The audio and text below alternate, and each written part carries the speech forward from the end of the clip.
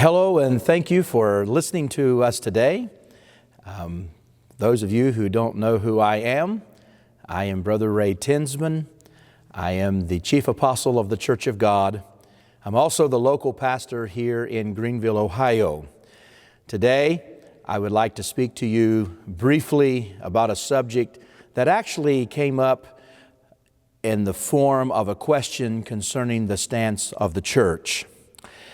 The question is has the church changed in its stand on unity versus separation from the world? And it's a worthy question and a good question, and I'd like to take just a moment to talk to you about that. And before doing so, I want to say that I thank you so much for watching this, and I would love to hear from you and anything that we could do to help you. And the way to contact me is through our church website, that is www.churchofgod.com, and we would be glad to hear from you there. Concerning this subject, I would like to first say that we are all one people. I realize that we have differences.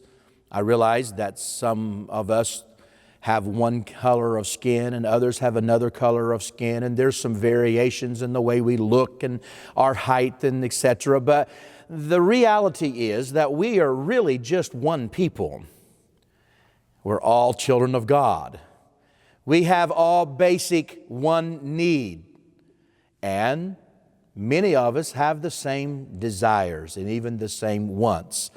We love peace and joy and happiness.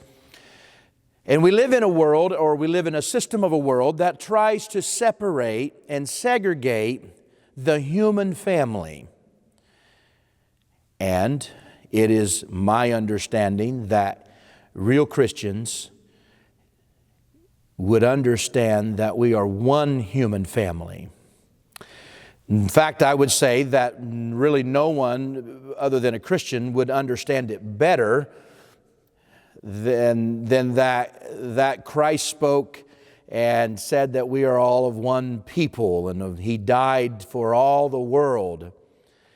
And in saying that, there's some questions that rise because not everybody would hold to the same convictions. The Church of God has had a stance, and still does to this day, that we are also a separate people. We're a peculiar people, a people that is called out of the world, a people to be called to Christ, called to God as a Christian. And as a Christian, sometimes we have conflicts in certain things concerning the world or the world in its ways, or even with other people. And I'd like to just take this moment and speak to you concerning those things.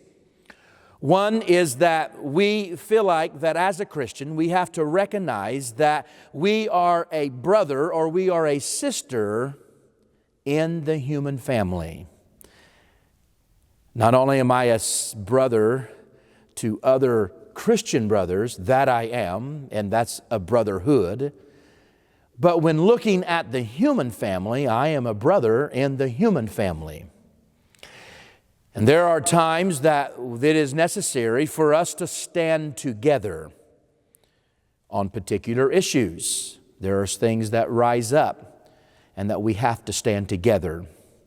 We live in a society where, as I've already previously stated, where they would like for us to divide and be segregated on one form or another. We have Democrats, or we have Republican, we have conservatives, we have liberals, we have left, we have right, we have all these different terms that divide and separate the people. But really, when we boil all down, we are but just one human family. And in all of our differences, we are more alike and we have more things in common. Regardless of who you are as the viewer and who I am, we have more in common than we have differences. Our strength as the human family, the strength in any group, is that we stand together. The strength of a country, the strength of a business, the strength of a household is that we stand together. There are some times when people who would have some differences need to set those differences aside to stand together for a common good or for a common righteous principle. Now, I want to say to you that righteousness comes from God. God is righteous. Therefore, His law is righteous. His requirements of the human family is righteous. And righteousness is not something that I decide or something that you as a viewer decides or even a group of people decides necessarily, but righteousness is that it is right or rightness according to God and His law. I find it interesting. We have in this community here in Greenville, and we love Greenville, and we love our community, and we recognize that we are different in some ways. We dress different than the majority, and we would even have some biblical understandings that perhaps is different than others in our local community here. And yet, though we might be different in a lot of ways, we're all the same. And we know what it is to have people who will shun us as a whole or would cast us out altogether because maybe we have 1, 2, 3 points that they don't really understand. And that is my burden that I would like to speak to you about. Not only to you, but to the whole world, because I think at a time that we're living in now, if we've ever needed each other, we need each other now. And if we're ever going to win, we're going to win together, not separate. I don't know if you've ever gone to some kind of rally, and there's a common cause in which people gather together and they come to a rally. Maybe it's a protest. And then all of a sudden you find that there are groups within the same protest or groups within the same rally that begin to fight and bicker. And then they weaken the whole stance of the whole group. And therefore they don't win and cannot win. So there are times when we as Christians, without forsaking our God-given convictions, without forsaking the right and wrong, the absolute right and the absolute wrong that we see in the Scriptures, there are times when we still have to stand for a righteous principle with others who may not see everything we see as right. I'll give you an example of what I am speaking of.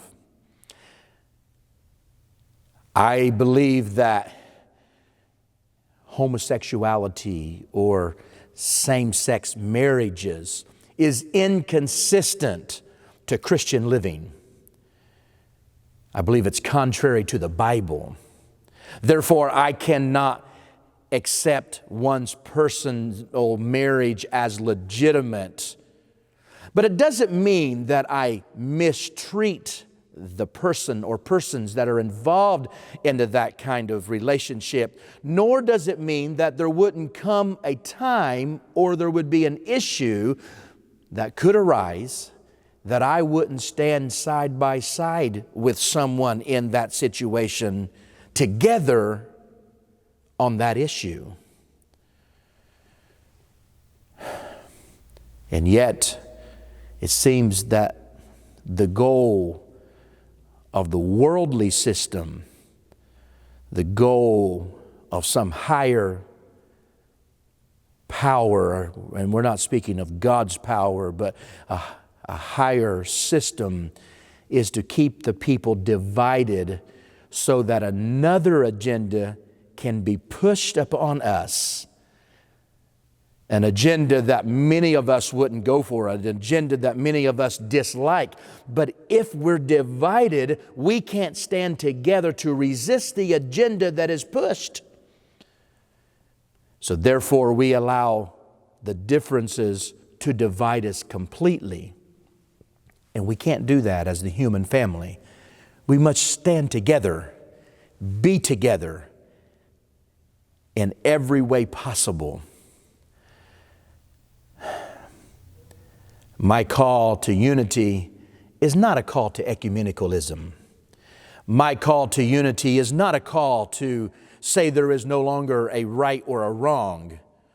My call to unity is a call for those who understand righteous principle,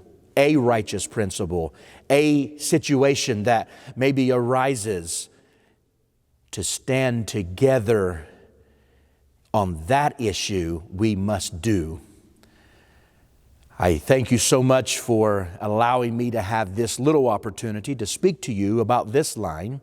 I would love to talk to you even more about it and go into more depth concerning these issues. Have we changed? No. Are we Christians? Yes. Do we believe in the Bible? Yes. Do we believe in absolute truth and absolute error? Yes.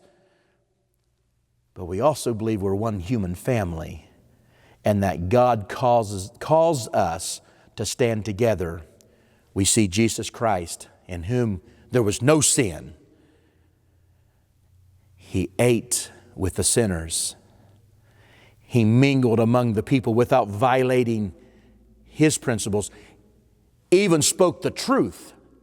He wasn't just quiet and didn't speak the truth, but He didn't live so separate that He wouldn't help His fellow man. Now, I will say that we'll stand with you for a righteous cause. If there's anything that we could do, if there's a need, if there's a principle of righteousness, we would stand with you. But then when we in return feel that you as the viewer, but not just you, the entire world should stand with us. You may not understand everything we do. You may not understand everything we believe, just like you don't understand many things, and I don't understand many things. But when issues arise in that we know or we would see together as a righteous cause, we should stand together. And we should never allow abuse from some source, from some group of people, from somewhere else, to abuse our fellow man, regardless of how much we agree or disagree with our fellow man on other lines. We must agree that abuse is wrong and stand with them against that abuse. Again, I would love to hear from you. I'll give our website one more time. It is www.churchofgod.com. I would love to hear from you, your comments. You can also reach out and we can make contact that way. And may God bless you.